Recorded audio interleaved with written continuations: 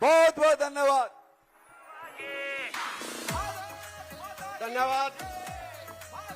आज हम सब के लिए बड़े परम सौभाग्य की बात है कि हमारे बीच में भारतीय जनता पार्टी के बहुत ही वरिष्ठ नेता और केंद्र में रक्षा मंत्री श्रीमान राजनाथ सिंह जी आज दानवीर कर्ण की धरती के करनाल के घरोंडा में हम सब के बीच में अनाज मंडी में पहुंचे हैं। मैं आप सब की तरफ से माननीय पूर्व मुख्यमंत्री श्रीमान मनोहर लाल जी की तरफ से, यहाँ के विधायक श्रीमान हरविंदर कल्याण जी की तरफ से इनका हार्दिक अभिनंदन करता हूं, स्वागत करता हूं। तालियों की गड़गड़ाहट के साथ इनका अभिनंदन करें, स्वागत करें। अब मैं अनुरोध करता हूं हमारे बीच में उपस्थित स्वागत की कड़ी में मैं चाहूंगा कि हमारे लोकसभा के संयोजक और साथ में हमारे राज्यसभा के सांसद श्रीमान कार्तिकेय जी, हमारे महिपाल डांडा जी, मैं उनसे अनुरोध करूंगा कि वो माननीय श्रीमान रक्षा मंत्री राजनाथ सिंह का पुष्पगुच्छ देकर अभिनंदन करें, स्वागत करें।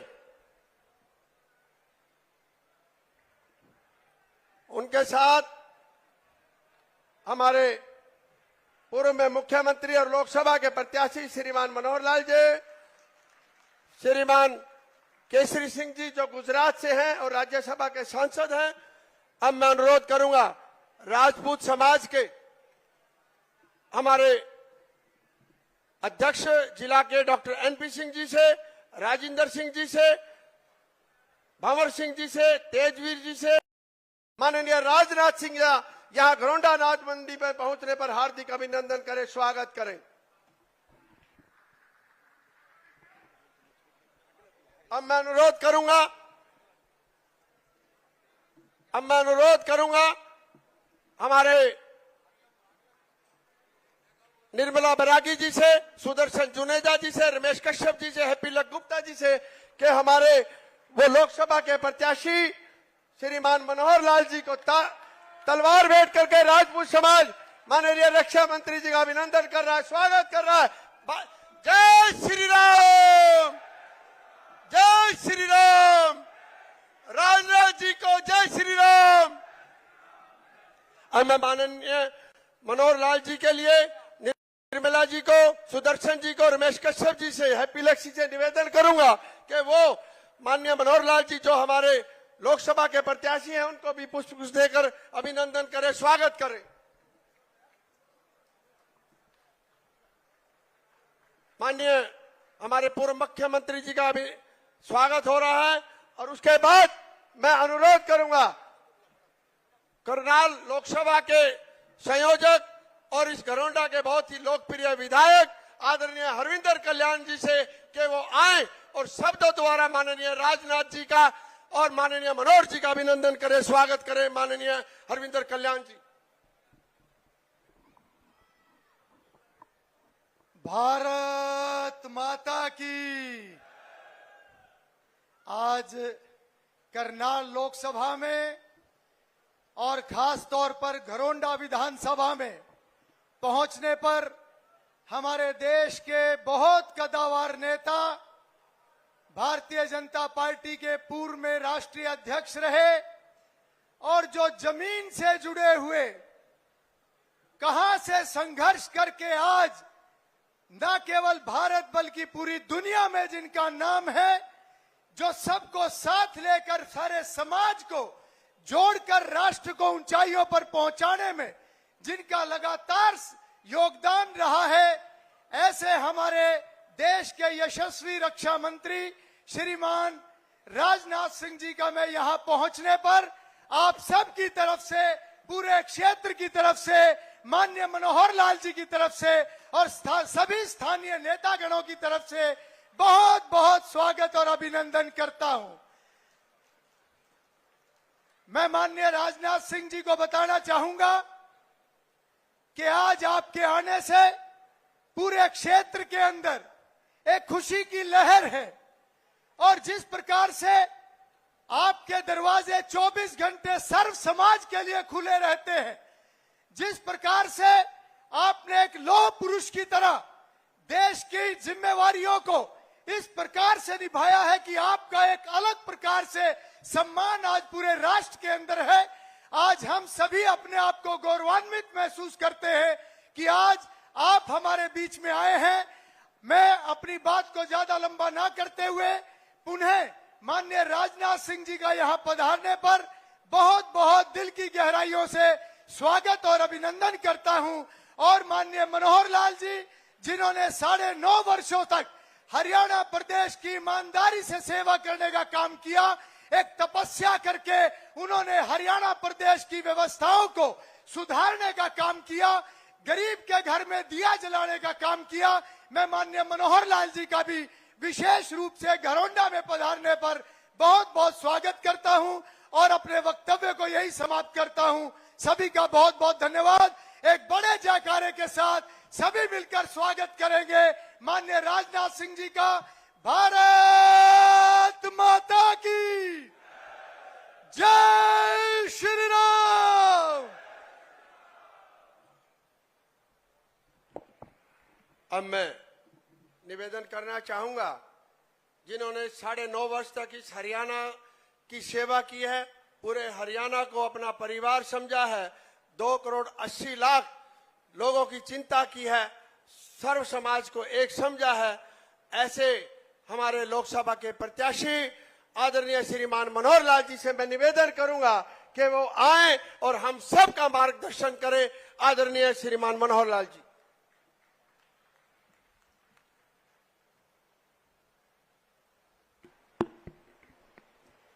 बोलो भारत माता के।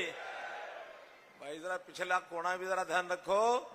भारत माता के, भारत माता के। मंच पर विराजमान हमको आशीर्वाद देने के लिए विशेष तौर पर आए हमारे केंद्रीय रक्षा मंत्री, पूरे देश की रक्षा का दायित्व आपके ऊपर, ऐसे हमारे आदरणीय श्री राजनाथ सिंह जी, मंच पर उपस्थित हरियाणा सरकार के हमारे पंचायत मंत्री श्री महिपाल जी, राज्यसभा से हमारे सांसद भाई कार्तिकेय शर्मा जी,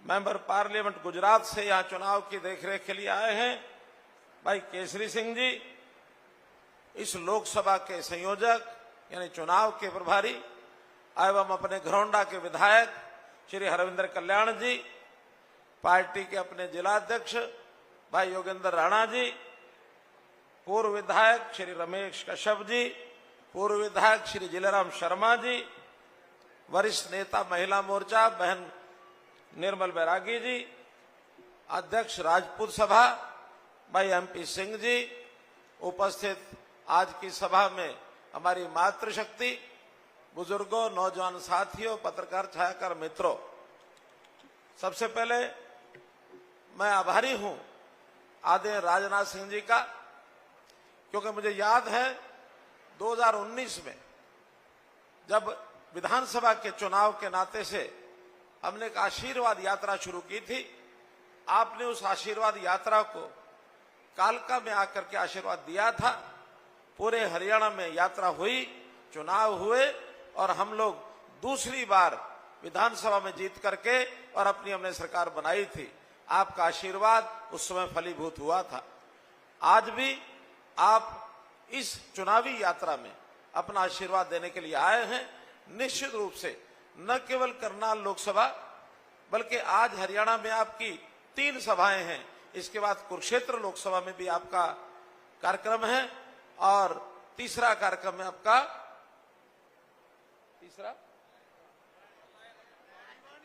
भिवानी।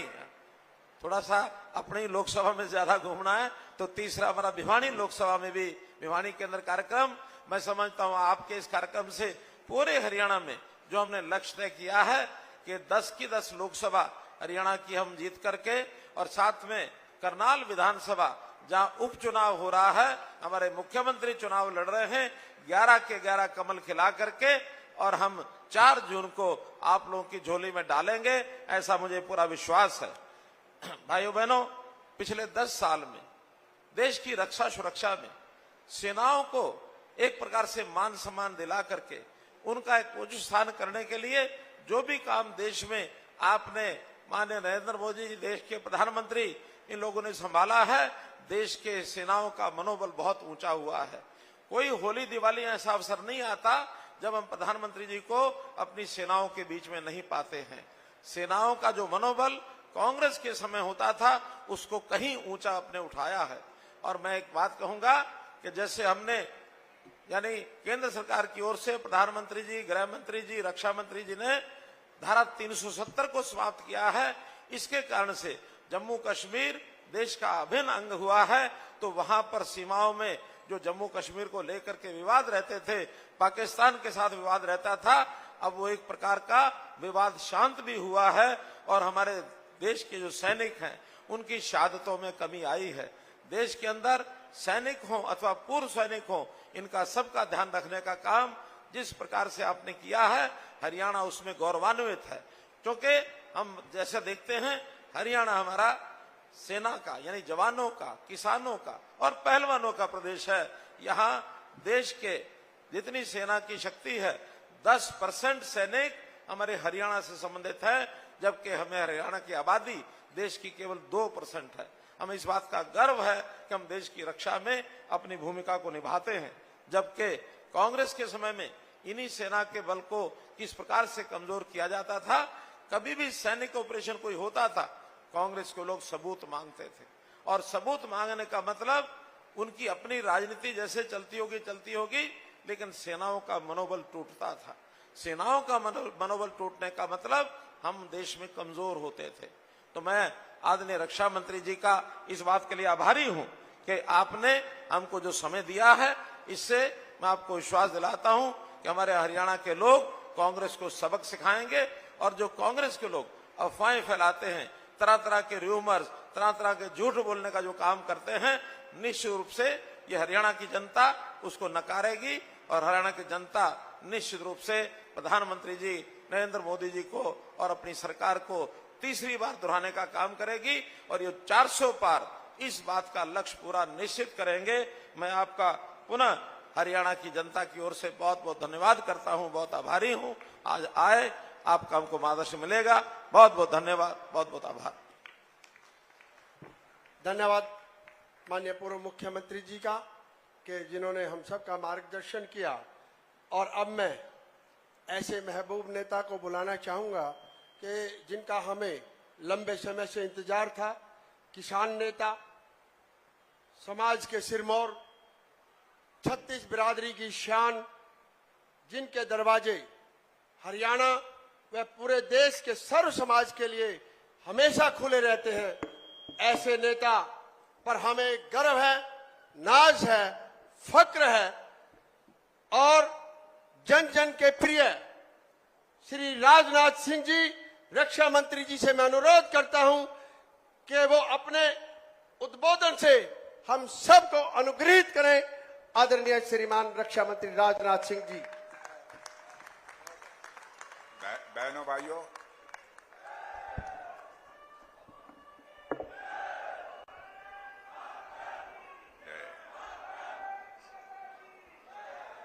बहनों भाइयों, मैं आप सबसे क्षमा चाहूंगा।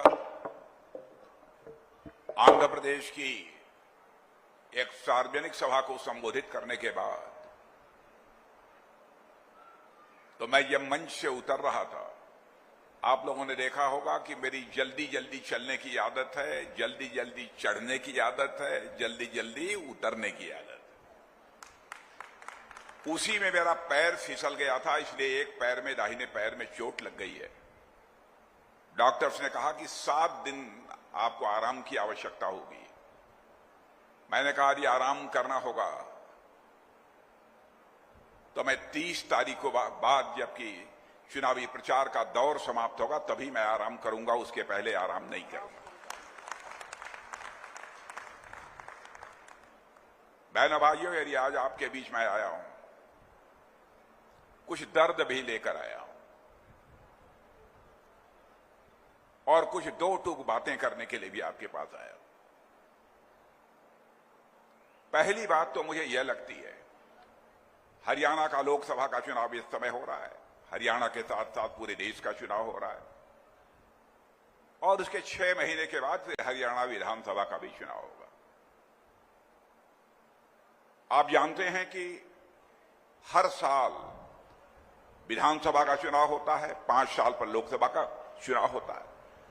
बहनों भाइयों, इसमें संसाधन और समय दोनों बर्बाद होते हैं। जैसे इस बार हम लोगों ने चुनावी घोषणा पत्र में फैसला किया है कि अगली जो हमारी सरकार बनने जा रही है उसमें हम एक ऐसी व्यवस्था करेंगे, 1 नेशन और 1 इलेक्शन होना चाहिए। लोकसभा और विधानसभा के सारे चुनाव साथ होने चाहिए। यह काम तो आजाद भारत के इतिहास में बहुत पहले हो जाना चाहिए था, लेकिन पता नहीं क्यों नहीं हो पाया। और जब हम लोगों ने कहा कि नहीं, हम चाहते हैं कि 1 नेशन 1 इलेक्शन हो, एक ही बार में लोकसभा विधानसभा सारे चुनाव निपट जाएं, हमारे कांग्रेस के मित्र और दूसरे राजनीतिक पार्टी के मित्र कहते हैं, अरे भाई ये कैसे कर लेंगे? अरे जो असंभव है उसे संभव करके दिखाने की क्षमता किसी राजनीतिक पार्टी के पास है तो वह भारतीय जनता पार्टी के पास।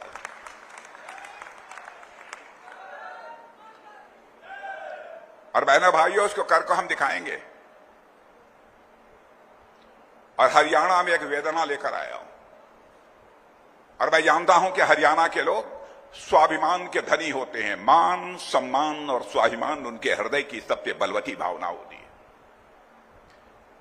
वह भूखों मर सकते हैं लेकिन अपने मान, सम्मान, स्वाभिमान से कभी समझौता नहीं कर सकते।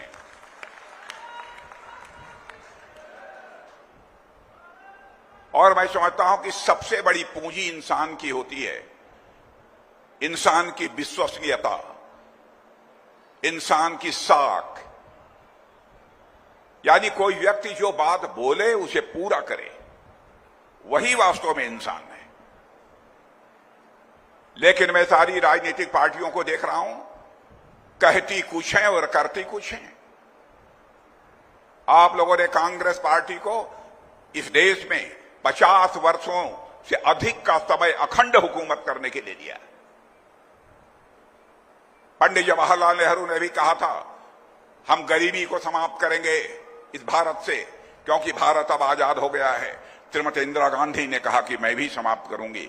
राजीव गांधी जी आए, उन्होंने भी कहा कि हम गरीबी समाप्त करेंगे। डॉक्टर मनमोहन सिंह जी आए, उन्होंने भी कहा कि हम गरीबी समाप्त करेंगे। बहनों भाइयों, गरीबी समाप्त नहीं हुई। और मेरे आंकड़े पर यदि किसी को संदेह हो तो मैं अपने प्रेस के दोस्तों से भी कहना चाहता हूं, वह इसको वेरीफाई कर सकते हैं, इसको सत्यापित कर सकते हैं। आजाद भारत के बाद, आजाद भारत में पहली बार किसी प्रधानमंत्री ने 25 करोड़ लोगों को गरीबी रेखा से बाहर करने में कामयाबी हासिल की है, तो उसका नाम है श्री नरेंद्र मोदी। और मैं आपको यकीन दिलाकर जाना चाहता हूं बहनों भाइयों, भारत की पूरी गरीबी को समाप्त करने में बामुश्किल 10 से लेकर 15 वर्षों का ही समय लगेगा, यदि हमारी सरकार आगे काम करती रही। आज तक जो हम लोगों ने कहा है उसे किया है। कोई हमको बतला दे, हमारे यहां कोई व्यक्ति गलत वादे कर सकता है, लेकिन पार्टी का जहां तक सवाल है, पार्टी मेरे बहनों भाइयों कभी गलत वादे नहीं कर सकती है। मैं आपको याद दिलाना चाहता हूं, 1951 में जब भारतीय जनसंघ के रूप में हम लोगों ने अपनी राजनीतिक यात्रा इस भारत में प्रारंभ की थी, उस समय हम लोगों ने कहा था, जिस दिन हमारी केंद्र में सरकार बन जाएगी, धारा 370 जिसके तहत जम्मू कश्मीर को विशेष राज्य का दर्जा प्राप्त है, उसे हम चुटकी बजाकर समाप्त कर देंगे। और आपने देखा कि समाप्त कर दिया। हम लोगों ने कहा था, जिस दिन दिल्ली के संसद के दोनों सदनों में हमको स्पष्ट बहुमत मिल जाएगा, ऐसी परिस्थितियां पैदा होंगी कि अयोध्या की धरती पर भव्य राम का मंदिर बनकर रहेगा। और आपने देखा, बन गया। और बहनों भाइयों, मुझे याद है कि जिस समय हम लोग 1984 में झंडे लेकर रामलला का नारे लगाते थे कि रामलला हम आएंगे, मंदिर यहीं बनाएंगे, हमारे विरोधी ये कहते थे, हाँ बेटा रामलला हम आएंगे, मंदिर यहीं बनाएंगे, लेकिन तारीख नहीं बताएंगे। बहनों भाइयों, अब 22 जनवरी का दिन आ गया। हमारे प्रधानमंत्री ने 12 दिन का अखंड उपवास करके धर्माचार्यों के मार्गदर्शन में रामलला की प्राण प्रतिष्ठा अयोध्या में कर दी। अब आपको कैसा लगता है ये तो मैं नहीं जानता, लेकिन मैं जितना जानता हूं भारत के सांस्कृतिक और धार्मिक इतिहास को, उस आधार पर मैं कह सकता हूं बहनों भाइयों, मुझे तो लगता है अब रामलला अपनी कुटिया से निकलकर, अपनी झोपड़ी से निकलकर अपने महल में प्रवेश कर चुके हैं। भारत में राम राज्य का आगाज होकर रहेगा, उस दुनिया की कोई ताकत रोक नहीं सकती।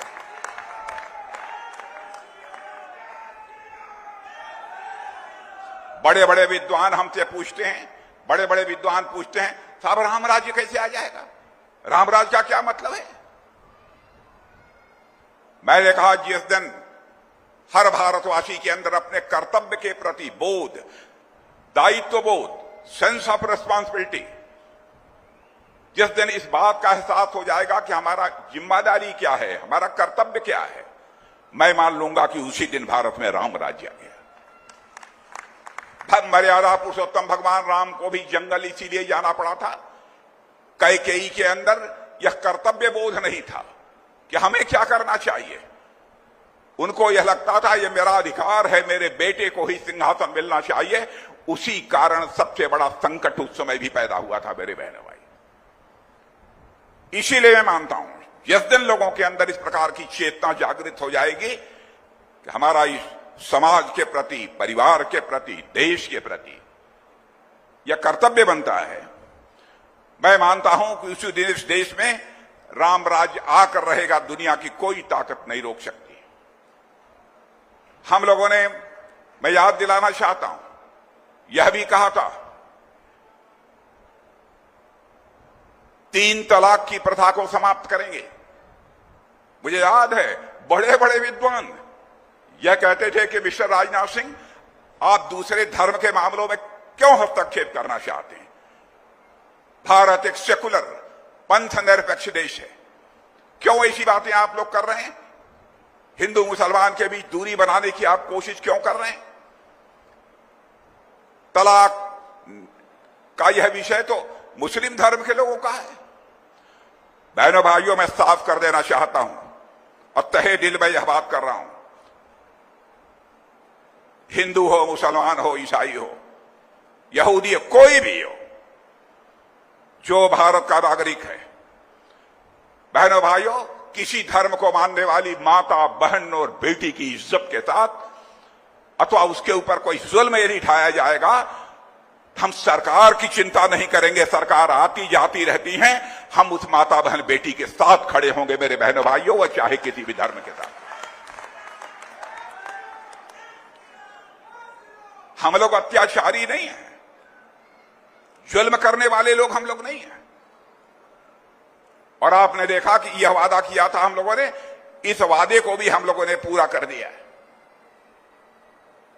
मेरे बहनों भाइयों, यहीं पर एक दूसरी पार्टी आम आदमी पार्टी है।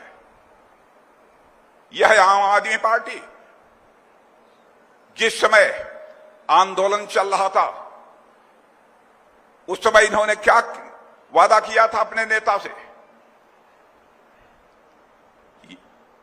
नेता से यह कहा था कि नहीं ठीक है, आंदोलन समाप्त हो गया है, हम लोग अपने लक्ष्य को जो प्राप्त करना था प्राप्त कर चुके हैं, मैं कोई राजनीतिक पार्टी नहीं बनाऊंगा। और उसके बाद भी उन्होंने नई पार्टी, आम आदमी पार्टी बना ली। अपने मार्गदर्शक, अपने नेता को इन्होंने धोखा दिया था मेरे बहनों भाई। वैसे ही कांग्रेस पार्टी ने किया। आजादी मिलने के बाद महात्मा गांधी ने यह कहा था, ऐ मेरे कांग्रेस के दोस्तों, कांग्रेस के झंडे के तले हमने आजादी की लड़ाई लड़ी थी, आजादी के लक्ष्य को हमने हासिल कर लिया। भिन्न भिन्न विचारधारा के लोग इसी कांग्रेस के झंडे के तले ही आजादी की लड़ाई लड़े हैं। इसलिए आजादी मिल गई है, कांग्रेस को भंग कर देना चाहिए और आपको पार्टी यदि बनानी है तो किसी नए नाम से नई पार्टी बनाइए। कांग्रेस के लोगों ने केवल सत्ता के लोभ में महात्मा गांधी की बात को भी नहीं माना है। इसलिए मैं आज अपील करना चाहता हूं बहनों भाइयों, आम आदमी पार्टी ने अन्ना हजारे साहब की बात नहीं मानी और कांग्रेस पार्टी ने बापू की बात नहीं मानी है।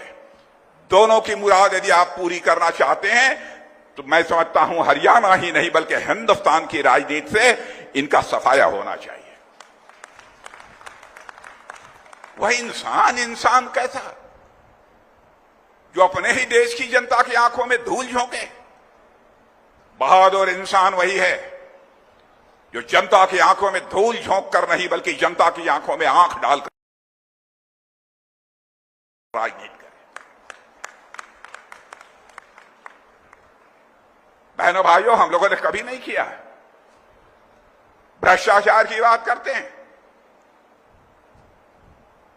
पंडित जवाहरलाल नेहरू जी, इंदिरा जी, राजीव गांधी जी, डॉक्टर मनमोहन सिंह जी, मैं किसी की आलोचना नहीं कर रहा हूं,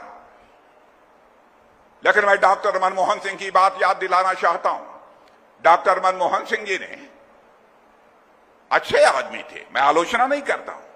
वैसे तो मैं किसी भी प्रधानमंत्री की आलोचना नहीं करता बहनों भाइयों, चाहे किसी भी पार्टी के वो क्यों न हो, क्योंकि मैं मानता हूं प्रधानमंत्री होता है, वो व्यक्ति नहीं होता है, वो संस्था होता है। स्वस्थ लोकतांत्रिक व्यवस्था में मर्यादाएं किसी भी सूरत में टूटनी नहीं चाहिए।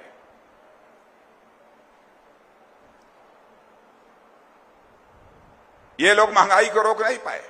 भ्रष्टाचार, राजीव गांधी जी जैसा व्यक्ति है, उसने कहा मैं क्या करूं, दिल्ली से 100 पैसा मैं नीचे भेजता हूं, बामुश्किल 14-15 पैसा लोगों की जेबों में पहुंच पाता है।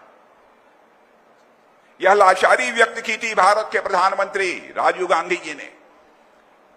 डॉक्टर मनमोहन सिंह जी भी उसे स्वीकार नहीं कर पाए, लेकिन आपने देखा होगा 56 इंच सीने का हमारा प्रधानमंत्री, उसने इस चुनौती को स्वीकार किया। जनधन मोबाइल और आधार की ऐसी त्रिमूर्ति तैयार कर दी कि आज दिल्ली के बैंकों से 100 पैसा चलता है तो 100 का 100 पैसा आपकी जेब में पहुंचता है। बहनों भाइयों, भ्रष्टाचार भाषण देकर समाप्त नहीं किया जा सकता। भ्रष्टाचार समाप्त करना है तो व्यवस्था में परिवर्तन करना होगा, सिस्टम में चेंज लाना होगा, तभी जाकर भ्रष्टाचार को समाप्त किया जा सकता है। मैं कांग्रेस के दोस्तों से पूछना चाहता हूं, हरियाणा में भी हमारे कांग्रेस के वरिष्ठ नेता हैं, उनसे भी मैं पूछना चाहता हूं, क्या यह सच नहीं है केंद्र में जब जब आपकी सरकार रही है, आपकी सरकारों पर भ्रष्टाचार के आरोप लगे? यहां तक कि आपकी सरकार के रहते आप ही के मंत्री को अदालत के आदेश पर जेल की हवा खानी पड़ी है। क्या यह सच नहीं है? कोई मां का लाल यह बतला दे, चाहे आदरणीय अटल बिहारी वाजपेयी जी की सरकार रही हो अथवा नरेंद्र मोदी जी की सरकार रही हो, किसी मंत्री के दामन पर एक भी भ्रष्टाचार का कोई छींटा लगा हो? जनता को झूठ बोलकर, आंखों में धूल झोंककर आप समर्थन हासिल करते हैं। मैं समझता हूं 75 वर्षों में, इस आजादी के काल में, अपने मतों का प्रयोग करते करते पर जनता राजनीतिक दृष्टि से अब काफी जागरूक हो चुकी है। जनता को अब कोई गुमराह नहीं कर सकता मेरे बहनों भाई। यह कहते हैं मोदी जी को 400 से अधिक सीटें मिल गई, लोकतंत्र खट्टे पर पड़ जाएगा, तानाशाह बन जाएंगे। मैं आपको याद दिलाना चाहता हूं, पुराने लोग जो यहां पर बैठे हैं, 1975 में, उसके पहले के चुनाव में श्रीमती इंदिरा गांधी चुनाव हार गई थी। पिटीशन था, हाई कोर्ट में पिटीशन हार गई। नैतिकता के नाते उन्हें पद से त्याग पत्र दे देना चाहिए था। लेकिन उन्होंने क्या किया? देश में इमरजेंसी लगा दी, लोकतंत्र का गला घोंट दिया, लाखों की संख्या में उठाकर जेल के शिक्षकों के पीछे डाल दिया। बहनों भाइयों, मैं 24 साल की हमारी उम्र थी, मैं भी भुक्तभोगी हूं। 24 साल की उम्र में मुझे 2.5 महीने तन्हाई में रखा है मिर्जापुर की जेल में। जिसे वेरीफाई करना हो वेरीफाई कर ले, और उसके बाद उठाकर सेंट्रल जेल नैनी में ट्रांसफर कर दिया। 18 महीने की यातना हम लोगों ने जेल की सही है। कांग्रेस के कारण लोकतंत्र का गला इन लोगों ने घोटा था। और जब मेरी मां की सदमे में मृत्यु हो गई, जब मेरे चचेरे भाई उन्होंने यह बतलाया इमरजेंसी 1 साल के लिए और बढ़ गई, स्वाभाविक है, मां मां होती है मेरे बहनों भाइयों, ब्रेन हेमरेज हो गया। माता आनंदमयी हॉस्पिटल में वाराणसी में 27 दिन तक भर्ती हुई, बाद में इस दुनिया से चल बसी। इन्होंने मुझे पेरोल तक भी नहीं दिया। और बहनों भाइयों, मैंने याचना भी सरकार के सामने नहीं की कि उनको पेरोल मिलना चाहिए, क्योंकि मैं याचना नहीं करता हूं, मैं रण में विश्वास करता हूं। ये झूठे आरोप लगाकर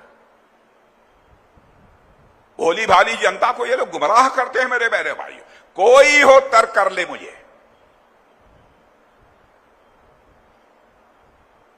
अब आम आदमी पार्टी का नेता क्या हो गया है बताइए? ईमानदार, सबसे बड़ा ईमानदार यदि कोई बनता था तो केजरीवाल जी बनते थे। कहते हैं ये तो मोदी जी ने उनको जेल के भीतर करा दिया। अरे भाई, मोदी जी ने उनको जेल के भीतर करा दिया तो संजय सिंह भी जेल में गए थे। उसी दारू के मामले में 6 महीने के बाद क्यों छूट गए? छूटे नहीं है, भी केस चल रहा है, जमानत मिली है। क्या आप चाहते हैं कि हमारी सरकार भ्रष्टाचार के खिलाफ कार्रवाई न करे? और बहनों भाइयों, सरकार का कोई लेना देना नहीं है, मैं सच बोल रहा हूं। ईडी सीबीआई को ये लोग पहले काम नहीं करने देते थे, नेताओं को भ्रष्टाचार करने की खुली इजाजत देते थे। 2014 के पहले, हमारी सरकार आने के पहले, केवल ईडी सीबीआई इतनी बड़ी संस्था, इतनी बड़ी फौज, केवल इस देश में भ्रष्टाचार के मामले में 32 लाख रुपया जब्त किया था इन लोगों ने। कांग्रेस के शासन की बात बतला रहा हूं, 32 लाख। और इस बात की भ्रष्टाचार के खिलाफ हम लोगों ने मुहिम छेड़ी है मेरे बहनों भाइयों, तो आपको जानकर गौरव की अनुभूति होनी चाहिए कि इस बार लगभग 22,000 करोड़ रुपए या कैश बरामद किए गए हैं। और इतना ही नहीं, 1 लाख करोड़ से अधिक की संपत्ति जब्त की गई है। आप लोग ये क्यों नहीं, ये लोग नेता लोग, हिम्मत है, ईमानदारी है तो खुलकर जनता से बात करो। आप 50-55 वर्षों तक हुकूमत किए, 32 लाख रुपया भ्रष्टाचार में आप लोगों ने जब्त किया। कहां ये बड़े बड़े नेता आलीशान महल बनाकर घूमते हैं?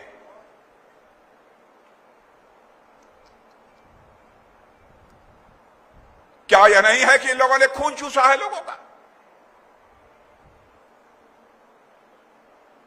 मैं आपसे पूछना चाहता हूं, क्या भ्रष्टाचार के खिलाफ हम लोगों को कार्रवाई नहीं करनी चाहिए?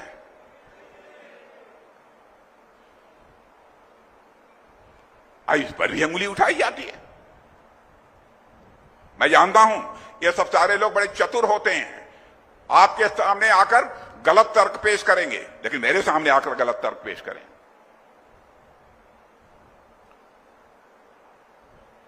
आपके बगल में एक मुख्यमंत्री बैठे हुए हैं, मनोहर लाल जी खट्टर। बहनों भाइयों, मैं दावे के आज से नहीं, मैं 40-45 वर्षों से मनोहर लाल जी खट्टर को जानता हूं। कहने को चाहे कोई कह दे, भाई मनोहर लाल जी खट्टर जरूरत से ज्यादा सीधे हैं, जो शक्ति बरतनी चाहिए, जिस तरीके करना चाहिए, थोड़ा सा उसको और तेज कर देना चाहिए। फला काम छूट गया, फला काम हो गया। बहनों भाइयों, चाहे जो भी आरोप लगा दे, लेकिन कोई मां का लाल उंगली उठाकर नहीं कह सकता कि हमारे मनोहर लाल के दामन पर भ्रष्टाचार की दाग। अब बचपन से लेकर आज तक जितना मैं मनोहर लाल जी को जानता हूं, चरित्र का भी आरोप नहीं लगा। कहने को कोई कुछ भी कह दे। मैं कहता हूं राजनीति में ऐसे लोग संत हुआ करते हैं मेरे बहनों भाई।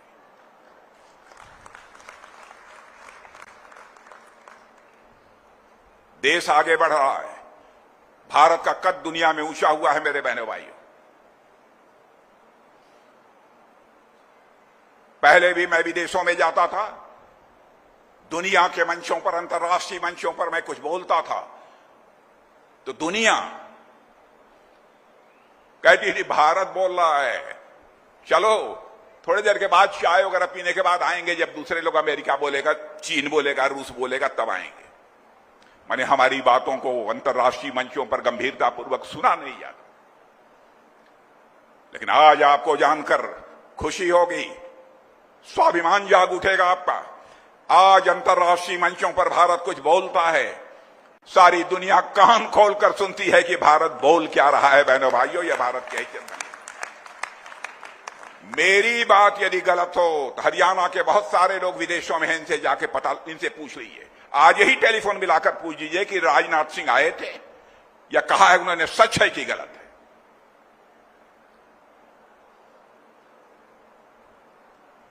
मैं झूठ बोलकर आपका समर्थन नहीं हासिल करना चाहूंगा। धन दौलत के मामले में 2004 से लेकर 2014 तक कांग्रेस की सरकार थी, डॉक्टर मनमोहन सिंह जी भारत के प्रधानमंत्री थे। हमारा भारत दुनिया के देशों में 2004 में भी 11वें स्थान पर था, धन दौलत के मामले में, अर्थव्यवस्था के मामले में, और 2014 में भी 11वें स्थान पर था, 1 इंच ऊपर नहीं चला। हमारे प्रधानमंत्री ने करिश्मा किया है मेरे बहनों भाइयों, करिश्मा किया है। आज सारी दुनिया कह रही है विश्व में सर्वाधिक तेजी से आगे बढ़ने वाली अर्थव्यवस्था यदि किसी देश की है तो हमारे और आप देखिए देश भारत की है मेरे बहनों। सारी दुनिया कह रही है। और आज आपको मैं बतलाना चाहता हूं, आपको जानकारी होगी समाचार पत्रों के माध्यम से कि 2014 में जब हम लोगों की सरकार बनी थी, धन दौलत के मामले में हमारा भारत दुनिया के देशों में 11वें स्थान पर खड़ा था। 8 साल के अंदर जंप लेकर 5वें स्थान पर पहुंच गया। और मेरी बात सुन लीजिए, मैं नहीं कह रहा हूं, अंतर्राष्ट्रीय दुनिया की फाइनेंशियल फर्म्स बोलते हैं, वह दावा कर रहे हैं कि भारत जितनी तेजी से आगे बढ़ रहा था, अब इस सच्चाई को नकारा नहीं जा सकता कि 2027 आते आते धन दौलत के मामले में भारत दुनिया का तीसरा देश बन जाएगा मेरे बहनों। अमेरिका होगा, चीन होगा, उसके बाद हम और आप होंगे, भारत होगा। और मेरी बात सुन लीजिए, आज मैं कहकर जा रहा हूं 2047 क्रॉस करते करते, हो सकता है 10-15 साल उसके बाद और लग जाएं, 20 साल। लोग तो 2070 की बात करते हैं,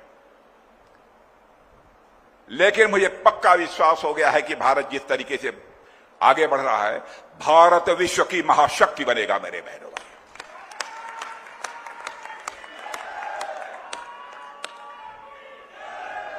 भारत विश्व की महाशक्ति बनेगा। और आप ये कहेंगे कि राजनाथ सिंह की सरकार है इसलिए राजनाथ सिंह ये भाषण दे रहे हैं। पाकिस्तान के संसद में पाकिस्तान के सांसद फजलुर रहमान ने यह कहा है कि भारत तो विश्व की महाशक्ति बनने जा रहा है, लेकिन पाकिस्तान अपनी बर्बादियों को बचाने की लोगों के सामने हाथ फैलाकर भीख मांग रहा है। यह मैंने नहीं कहा है, पाकिस्तान के सांसद ने कहा है। मैंने ही विश्व की महाशक्ति नहीं कहा है।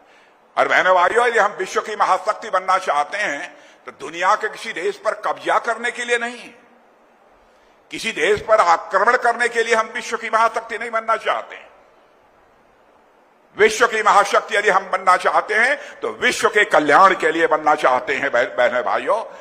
क्योंकि हमारे देश के ऋषियों और मनीषियों ने भारत की सीमा में रहने वाले लोगों को ही अपने परिवार का सदस्य नहीं माना है, बल्कि पूरे विश्व की वसुधा पर रहने वाले सारे लोगों को अपने परिवार का सदस्य मानते हुए वसुधैव कुटुंबकम का संदेश सारे विश्व को दुनिया की किसी देश की धरती से गया है तो हमारे और आपके देश की धरती भारत से गया। हम ऐसा नहीं है हम बलवान हो जाएंगे तो हम किसी पर आक्रमण करेंगे, बलवान हो जाएंगे हम उसको संबल देंगे, ताकत देंगे। एक से एक जीव हो गए हैं कांग्रेस में, एक से एक जीवधारी। एक सैम पित्रोदा हैं, कहते हैं कि भारत में भी ये व्यवस्था लागू कर, कांग्रेस के हैं, इंडियन ओवरसीज कांग्रेस के अध्यक्ष थे, अब त्यागपत्र दिया है। कांग्रेस के लोगों ने त्यागपत्र दिलवाया कि मैं हार जाएंगे। सारे सब कुछ वही बतलाते थे इन लोगों को, बहुत बड़े सलाहकार थे। उन्होंने कहा भारत में सर्वे, तो राहुल गांधी बेचारे ने कहा अब क्या बताऊं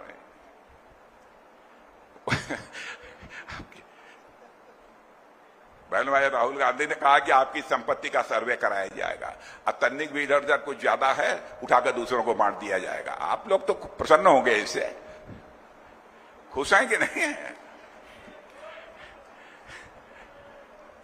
अब उनके वरिष्ठ सलाहकार बड़े विद्वान माने जाते हैं, अमेरिका में रहते हैं। पहले जब यहां कांग्रेस की सरकार थी, इन लोगों के सलाहकार थे, यहीं रहते थे, सैम पित्रोदा। उन्होंने कहा कि भारत में ऐसा करना चाहिए कि यदि घर का मुखिया मर जाता है, मृत्यु यदि हो जाती है, तो उसमें आधा से अधिक यानी 55% प्रॉपर्टी सरकार को जब्त कर लेनी चाहिए और केवल 45% जमीन संपत्ति उस परिवार के पास रह जानी चाहिए। आपको मंजूर है आपके घर का कोई मुखिया मर जाए और आधा से अधिक संपत्ति सरकार ले ले, मंजूर है? अरे भैया, लगता है पीछे वालों को मंजूर है क्या? क्या हो गया है इन लोगों को? बहनों भाइयों, हम तो स्वस्थ लोकतंत्र चाहते हैं इस देश में, स्वस्थ लोकतंत्र चाहते हैं। ईश्वर से कभी कभी प्रार्थना कर लिया करिए ताकि कांग्रेस पार्टी और आम आदमी पार्टियों को कम से कम सद्बुद्धि तो आ जाए। हो क्या गया इन लोगों को?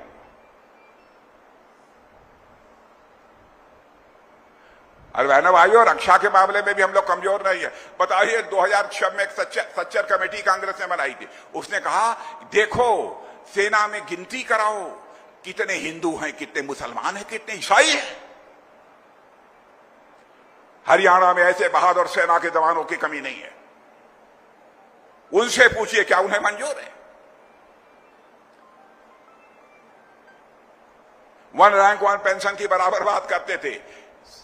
सेना के जवानों को नहीं मालूम होगा, अधिकारियों को तो मैं बतलाना चाहता हूं, 500 करोड़ का ये प्राविजन करते थे, प्राविधान करते थे बजट में। 500 करोड़ में वन रैंक वन पेंशन लागू हो जाएगा।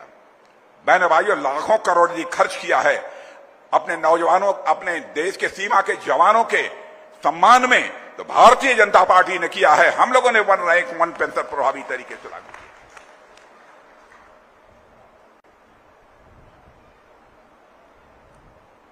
और एक और हैं बड़े नेता, अभी आए, पहली तारीख को फिर से जेल में चले जाएंगे, 20 दिन से छूटे हुए हैं, आम आदमी पार्टी वाले चले जाएंगे। उनका विदाई समारोह कर दीजिए, 1 जून को जाने वाले हैं।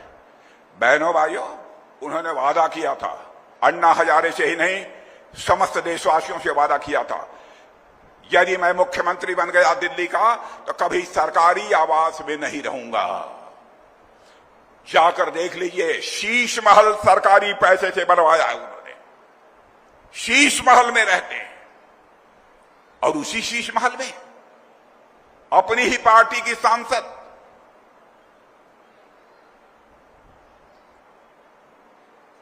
उसकी लात घूसों से पिटाई की गई, बाल खींचे गए। महिला महिला होती है मेरे बहनों भाई। भारत की परंपरा है कि हमारे देश के ऋषि और मनीषियों ने कहा है, यत्र नारायण पूजन्ते तत्र रमन्ते देवा। और वह उनकी सांसद है, राज्यसभा की सांसद है। और जिस उनके निजी सचिव ने पिटाई की घर में, मैंने कुछ दिनों पहले देखा कि अपने साथ लेकर घूम रहे थे। आज एक लफ्ज उसके बारे में नहीं बोलते हैं।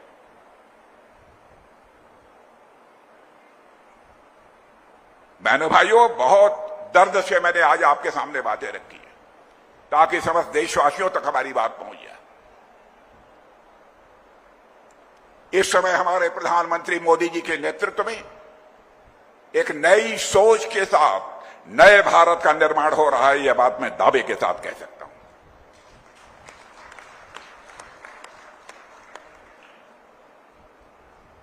और आपको पता नहीं क्या लगता होगा, लेकिन मैं कह रहा हूं मनोहर लाल जी खट्टर जैसा प्रत्याशी आपको मिला है। बहनों भाइयों, आप सौभाग्यशाली हैं। आप कहते होंगे कि राजनाथ सिंह इतनी क्यों प्रशंसा करते हैं? क्योंकि मनोहर लाल जी खट्टर का रग रग मैं जानता हूं, इसलिए मैं प्रशंसा करता हूं। आप 10, 5, 15 साल से जानते होंगे, मैं इनको 40, 50 साल से जानता हूं। इनको अविवाहित रहकर समाज की सेवा करते हुए मैंने देखा। भारत के प्रधानमंत्री भी मनोहर लाल जी खट्टर का सम्मान करते हैं। कहीं न कहीं कुछ है तभी न। भाषण दे लें कांग्रेस के लोग, कह रही है आरोप लगाने वाले पहले अपने गिरेबान में झांक कर देखें। मेरे भाइयों, आप सब, मैं जानता हूं हरियाणा के लोग बड़े स्वाभिमानी होते हैं। देश को बचा लीजिए। देश का मस्तक ऊंचा होना चाहिए।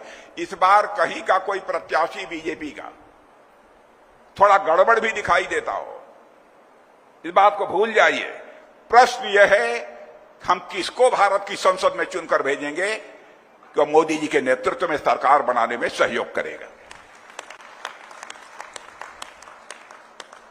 सीमा की तो बात ही मत पूछिए मेरे बहनों भाइयों। भारत अब कमजोर भारत नहीं रहा है। भारत दुनिया का ताकतवर देश हो गया है। अब हमारी यह ताकत बन गई है, हम किसी को छेड़ते नहीं मेरे बहनों भाइयों। हम किसी को आंख भी नहीं दिखाते, लेकिन यदि कोई आंख दिखाने की कोशिश करेगा तो उसका मुंहतोड़ जवाब हमारे देश की सेना देगी।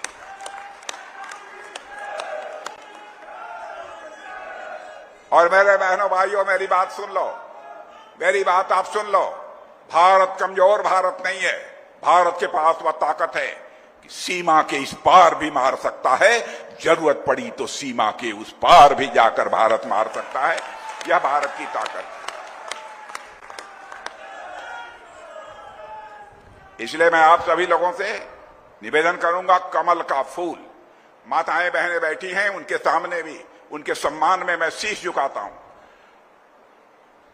नारी शक्ति का सदैव भारतीय जनता पार्टी ने सम्मान किया है। और आप देखिए परमात्मा की कृपा, भारत को धनवान ही यदि बनना था तो जब बीजेपी जब पूर्ण बहुमत से सरकार बना ली तभी से भारत धनवान बनना शुरू हुआ। कारण जानते हैं, कारण जानते हैं। बैंक पहले घाटे में चलते थे। 3 लाख, जाकर नोट करके देख लीजिएगा, कम 3 लाख करोड़ के मुनाफे में भारत के बैंक चल रहे हैं।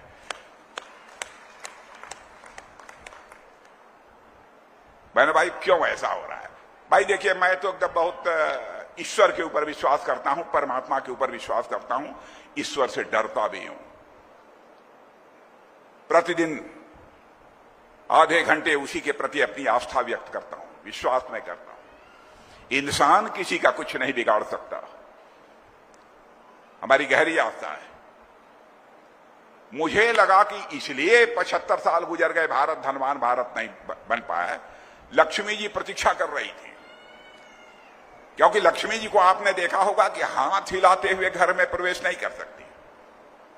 लक्ष्मी जी कभी झाड़ू लगाते हुए किसी के घर में प्रवेश नहीं करेंगे। हमारे यहां मान्यता यही है कि लक्ष्मी जी जब भी आती है घर में तो कमल के फूल पर ही बैठकर लक्ष्मी जी घर में आते हैं। बहनों भाइयों, कमल के फूल का बटन दबा दीजिए,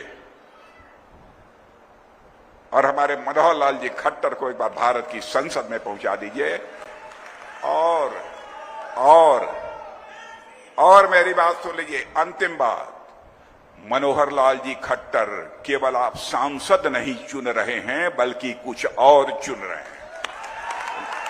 बहुत बहुत धन्यवाद। बहुत बहुत धन्यवाद माननीय रक्षा मंत्री जी का। माननीय रक्षा मंत्री जी का हमें उद्बोधन